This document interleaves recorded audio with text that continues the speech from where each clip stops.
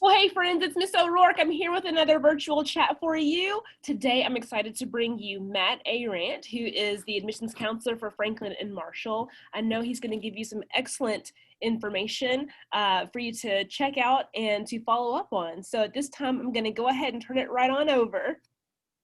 Thank you, Ms. O'Rourke. Hi, everyone. My name is Matt. I'm one of the assistant directors of admission here at Franklin and Marshall College in Lancaster, Pennsylvania. So I'm going to probably just give a brief overview of F&M in terms of location, academics, extracurriculars, and then kind of conclude with the application process itself. So kind of kicking things off, we're a residential liberal arts college in Pennsylvania. So in case you're not too familiar with this part of the country, we're about an hour 15, hour and a half west of Philadelphia. So pretty much that eastern central a part of the Commonwealth. What's kind of unique about F&M's location is we do have an Amtrak station within walking distance of campus that can get you to Philadelphia in an hour, get you to New York City in 2.5, DC into Boston in a few hours as well. So we have that really great accessibility to all those East Coast hubs, but at the same time still having that kind of small college, residential liberal arts college feel to it. Additionally, we are located in, like I said, Lancaster. So Lancaster itself is about 60,000 people, and it's kind of divided into the city, and then Lancaster County, which is the surrounding area, is more of the rural, more suburban aspect of things. So Lancaster City is about 60,000, like I mentioned. It's really kind of an eclectic downtown, and in fact, we have a lot of different locally run businesses, art galleries, boutiques, record stores, coffee shops, really unique food options. So it's kind of surprising for a town of this size in this part of the country have such an eclectic mix of food within walking distance to campus. So it's really beneficial for our students to really be able to not only enjoy all the amenities our campus offers, but being able to kind of explore Lancaster, but then also if you want to maybe take a long holiday weekend trip to New York or DC, you have that ability to do so and that accessibility to that Amtrak station and to all those major East Coast hubs. So our campus itself, 2,400 students, from about 48 states and 44 countries. Pretty significant international student population, it's about 17, 18%. Also significant numbers of domestic students of color, first gen and Pell eligible. So F&M is a really diverse campus, not only in terms of geographics, but also race, ethnicity, as well as socioeconomic status. In terms of the academics, we have over 60 majors to choose from. Our most popular ones typically are biology, psychology, business, government, and econ. Those are kind of our top 5, but we have over 60 majors. We have about 12 languages to choose from. And a unique thing about F&M is we have what's called a special studies program, which you actually create your own major yourself. So say, for example, you want to study maybe 2 or 3 different things, rather than doing maybe a double or even a triple major, you can kind of combine that into one kind of cohesive academic plan going forward. Additionally, you don't declare your major until the end of your sophomore year. So as opposed to maybe a larger institution where you'd apply to the College of Arts and Sciences, College Engineering, College Education, or even to a specific major within the university. At F&M, you apply to F&M, then you get those 2 years to figure out both your academic passions as well as your academic strengths. So it's really beneficial for students that really may not have the clear sense of what they want to study to utilize this option because it gives them a chance to take courses that not only interest them based on what they've taken in high school previously, but those interest them based on what they might be able to take at the college level that they've never really had a chance to take before as a high school student. In terms of the class sizes themselves, we are, like I said, a small liberal arts college, which means most of our courses are that seminar discussion style as opposed to the traditional lecture style. So as opposed to maybe a larger school where you'd be in an auditorium with 400 or 500 other students, at F&M our average class size is about 19. Your student to faculty ratio is about 10-to-1, which means most of our classes adhere to that 15 to 25 student range. This applies to all of your courses, it's not just for your major specific ones or your maybe junior or senior level courses. This applies to your gen ed requirements or just any courses that you take at F&M throughout your entire time here on campus.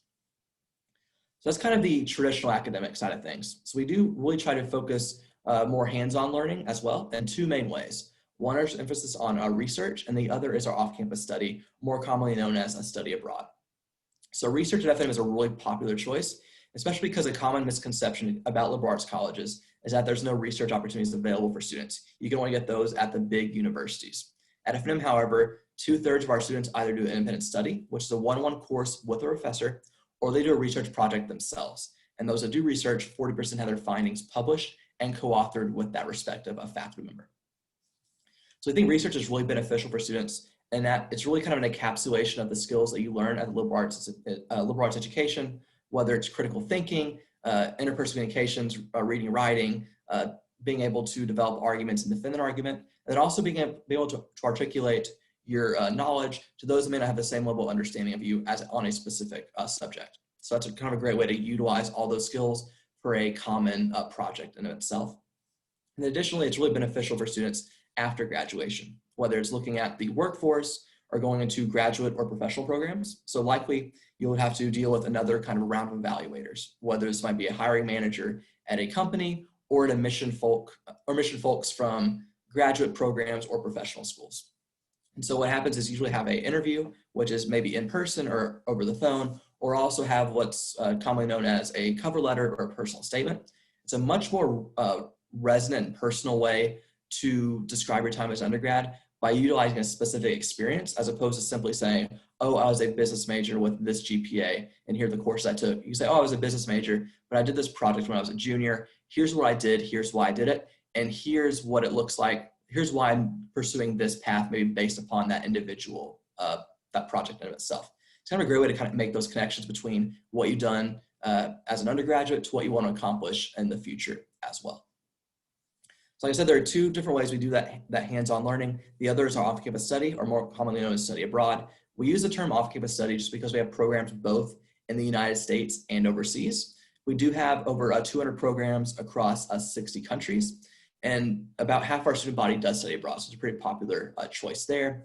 In terms of what that looks like logistically on campus, our Joseph International Center is the place where you can determine that best fit for you for that study abroad option, whether it's a specific affiliate institution you want to study at, a particular plan of study, then also for language requirements too, especially if you're a native English speaker and you're going to study at a country in which English is not the first language. We want to make sure that either you have that same level of language proficiency or those classes are taught in English. Because the last thing we want you to do is to go to Barcelona or Munich or Paris, fly halfway across the world and get to your classes and not understand what the professor is saying. So you want to make sure you have that best path for you, whether it's a specific program of study, but also the method of instruction as well. So that's kind of the academic side of things. So kind of transitioning more to the extracurricular side of things, we kind of break this down into two main aspects. One is our performing arts, then the other is our athletics. So performing arts, we have music, theater, and dance, as well as our visual arts. So the main point I try to tell students and families about the performing arts at F&M is that you don't actually have to be a music, theater, or dance major to be a part of these programs. Our music program, for example, consists almost entirely of non-music majors. So maybe they were playing in the orchestra or marching band in high school. Maybe they've been taking piano lessons since they were 5 years old and want to continue playing that instrument, but they want to study neuroscience or physics or classics. They have the ability to do that, but also have the ability to be involved in those programs outside the classroom as well. So there's another way for us not to limit you based on what you want to study, but also how you want to express yourself extracurricularly. That applies to our dance and theater programs as well. Athletics, we are a Division III institution, so we are part of what's called the Centennial Conference, which consists largely of liberal arts colleges in Maryland and Pennsylvania. So schools like Swarthmore, Haverford, Bryn Mawr, Dickinson, Johns Hopkins, there's a few of the other conference members alongside us. We have 27 sports, 25 of which are Division III. We have a D1 wrestling as well as non-divisional squash. So the fact that we have so many sports on campus in a relatively small campus means at least a quarter, if not up to 30% of our students are student athletes. So it's a really significant part of our campus itself. But if you don't want to play at the intercollegiate level, we do have club and intramural sports available to you as well. Our Alumni Sports and Fitness Center is our campus recreation hub. So there's indoor track, indoor weight facility, Olympic-sized swimming pool. That's open to the entire campus community, so faculty, staff, and students as well. So that's kind of a general overview of the extracurricular side of things. So that's in kind of in the same vein, transitioning to our housing options at F&M. So first and foremost, F&M guarantees housing all 4 years, whether you're looking to live on campus or off campus. Our off-campus housing is affiliated and approved with the college, which means you don't have to worry about landlords or third parties or a 25-minute commute. Our off-campus apartments are literally a block or two from campus. So on the one hand, you have that sense of freedom and autonomy, but at the same time, you don't feel isolated from the rest of the undergraduate population. For first year specifically, we have a pretty unique housing system in place, and what's called college houses. So this is modeled after the University of Oxford in England, and we also use the Harry Potter analogy in terms of how students are kind of sorted into one of 5 of our college houses. So all first years are sorted into one of these 5 houses based upon the connections course that you sign up for. These connections courses are a version of first year seminars. You take 2 of these courses your first year. Your fall semester is more writing focused. Your spring semester is more research focused. What these courses are trying to accomplish is really show you what a liberal arts classroom looks like in general in terms of the multidisciplinarity of the subjects being covered, the engagement and method of instruction where it's much more of an active learning environment as opposed to passively taking notes, and also just kind of getting you prepared for all these other liberal arts courses that you take in F&M through the next 4 years. So that's kind of the sorting mechanism of the college houses as our connections courses. But the college houses themselves operate as sort of as a community within a community. Just because I mentioned we have 2,400 students from 48 states and 44 countries, whether you're coming down the road in Philly or Lancaster, or you're from the Southeast, the West Coast, the Midwest, internationally, everyone has that adjustment to college differently. And we want to make sure you have that first year, navigate that first year as effectively as possible, both academically and socially, making sure you're the best student possible, as well as the best campus community member that you can. So it really is a multi-tiered support system within these college houses. Our house deans and house dons are faculty and staff assigned to the respective college house. Then our house advisors, which are our residential life staff, which are upper class students that help you kind of understand what it takes to kind of be a campus community member, just based on their own perspective as a relatively recent first year student within that college house. Each college house is autonomous, which means that they have their own government in place, they're responsible for their own programming. And although you only typically live there your first year, then you kind of transition to our other on-campus than off-campus options, it's very much a 4-year experience. And the fact that you graduate alongside the other members of your college house. So it's not simply a place where you live your first year and that's it. It's very much a 4-year experience. It's your initial kind of identity as an F&M student is by that college house affiliation. Obviously, you'll be able to expand your kind of friend circle based on extracurriculars or your academic plan, but that college house is kind of your first foray into what that F&M community looks like to you as soon as you get to campus. So you don't have to worry about kind of those growing pains, especially if you're coming from out of state like you would be coming up from Kentucky. So really having that multi-tiered support system for all of our students, especially our out-of-state students, is really beneficial for them when they come to campus in the fall. So that's kind of the overview of the campus itself. So now kind of transitioning to life after graduation in terms of our postgraduate success. So F&M has what's called the Office of Student and Postgraduate Development, OSPGD, or OSPGD for short. This is our building that's kind of the hub for all things internships, shadowing, alumni connections, networking, and it's all about building that long-term foundation, or that foundation for long-term success after graduation. It's not just in the years following graduation, but the decades following graduation to get you positioned, whether you're looking to go into the workforce directly out of college or maybe going into graduate professional school. We have advisors within OSPGD's building. One is assigned to health professions, those looking to go into medical school, vet school, dental school, PT school. Another is assigned to a legal profession, so those primarily looking to go into a law school. Additionally, it's a great way for you to kind of get that alumni networking base kind of strengthened throughout your time as an undergraduate. And also the biggest thing is the proactivity of it.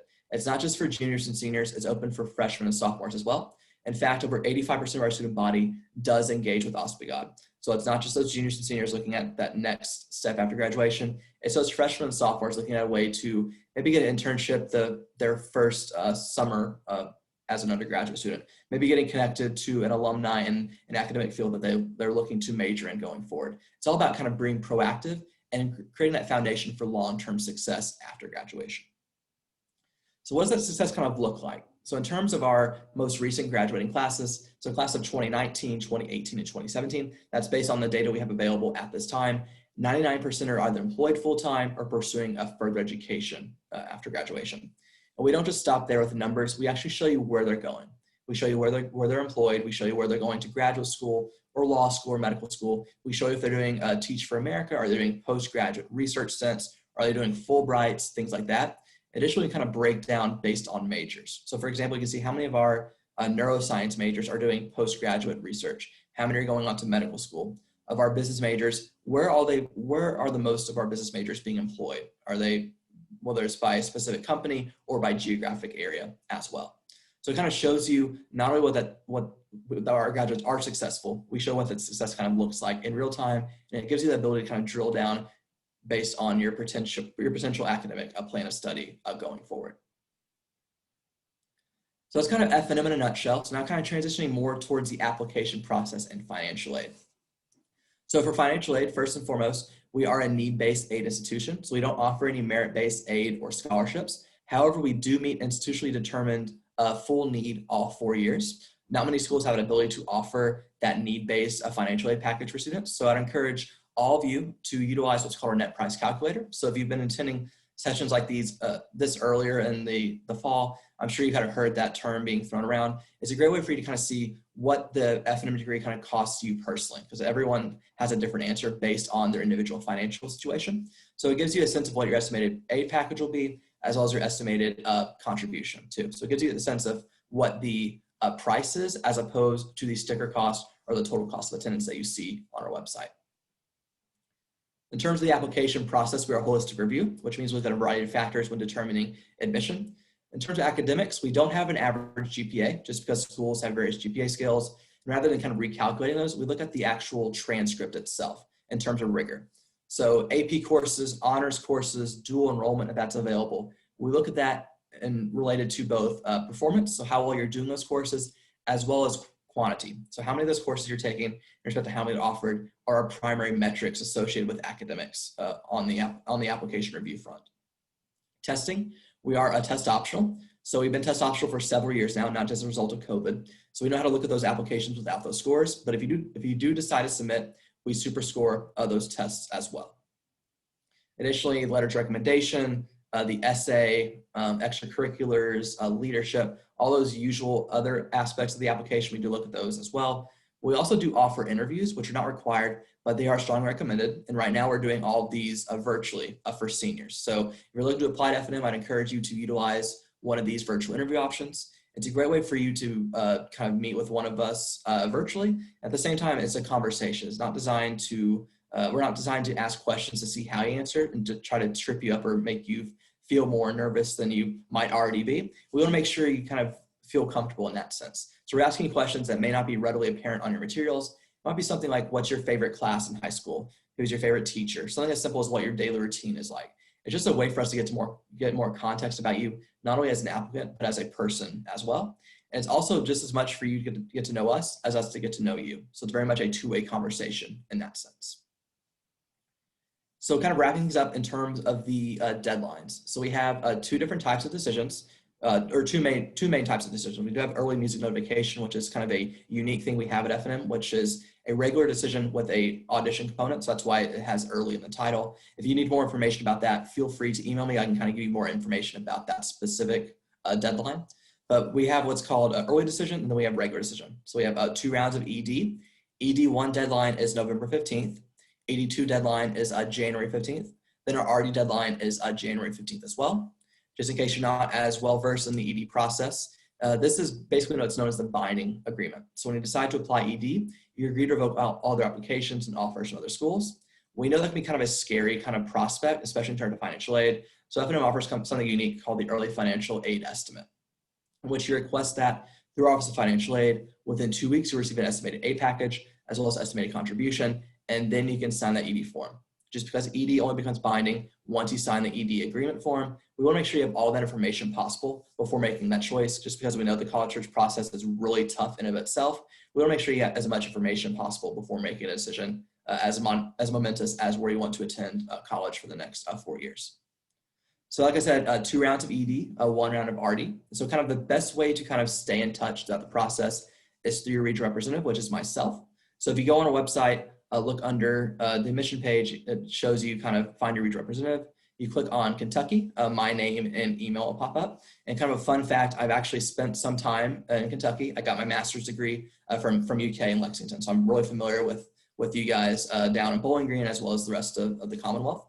So if you have any questions, feel free to reach out. I'll be happy to answer any questions. Also maybe connect you maybe to current students or faculty and staff related to a specific academic program you want to kind of look at. Just kind of view us as all things, a resource for all things F&M going forward.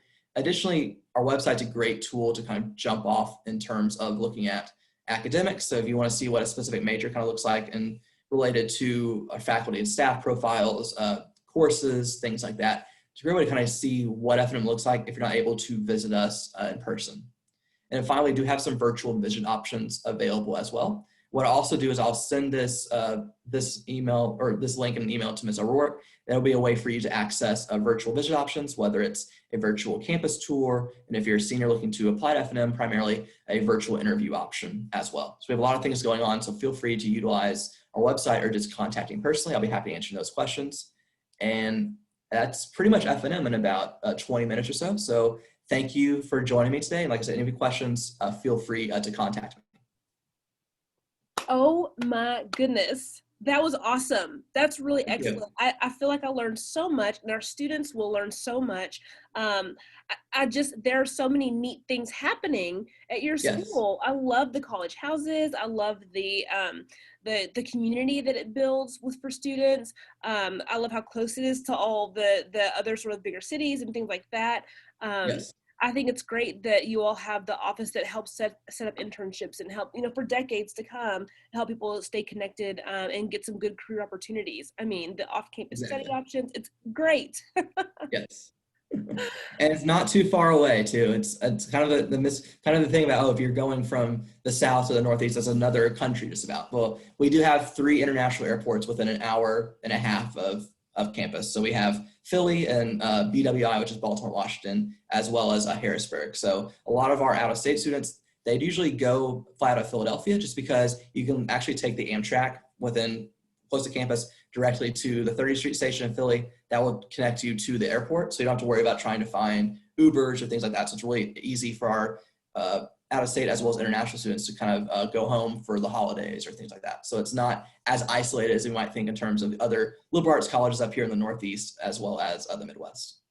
That's awesome. And I love that you talked about how it's all based on, there's all the need-based aid. I mean, I think right now, as you're well aware, the cost of college has really skyrocketed. That's a real concern for a lot of students. And so for them to be able to use that net price calculator, think about what Yes. their need-based aid might look like, as long as they're starting early and researching early, I think that they could really find some success financially as well as academically Yes. at Franklin and Marshall. Because when I usually say we don't offer any merit-based aid or scholarships, people kind of, I don't want to say flinch, but they kind of feel like, oh, what can I get financial aid wise? So it's really all based on your individual financial situation. So each person can have a different costs. It's not going to be, we don't have a certain number of scholarships we award. It's all about your individualized financial situation.